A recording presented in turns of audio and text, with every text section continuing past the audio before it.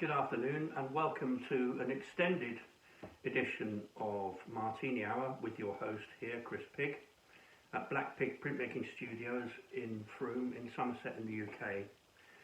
Today I'd like to take a look at Victorian misogyny because it's very easy for us to forget just exactly what a toxic society the Victorian era was. And this has been a very influential book for me. I had a little bit of a hand in it. It's by Dr. Bethan Stevens.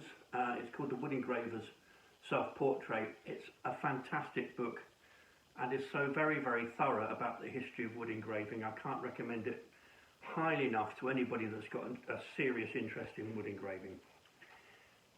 When you're dealing with the Victorian era, broadly speaking, it was quite inclusive for the time in the sense that there were lots of female engravers and, funnily enough, quite interesting, a lot of deaf engravers. They would work, it was quite common to see deaf people or deaf and dumb people in workshops, and they were rather sensitively known as the dummies.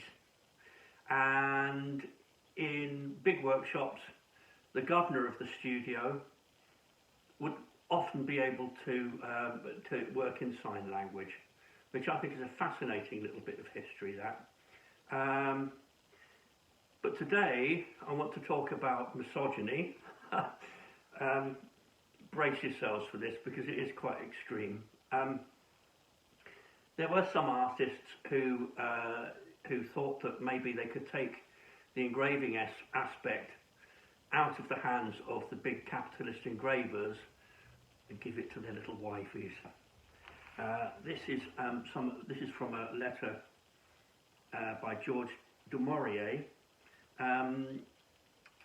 about how he realised that it really wasn't going to work for him. Here we go. Brace yourselves. Strap in. About Emma's engraving. She and I went about inquiring.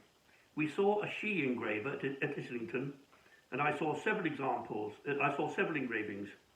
It is impracticable, and I thought she had better give it up. I shall want her eyes for something else.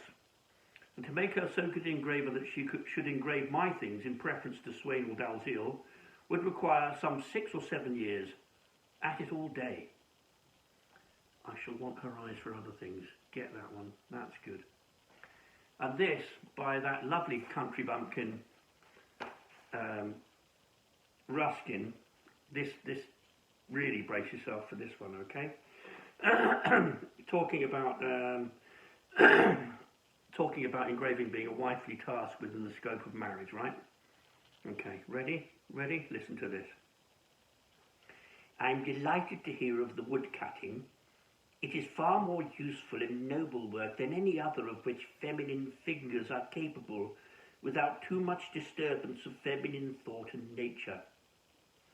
I can't imagine anything prettier or more wifely than cutting one's husband's drawings on the woodblock. There is just the proper quality of echo in it, and you may put the spirit and affection and fidelity into it, which no other person could. Ah,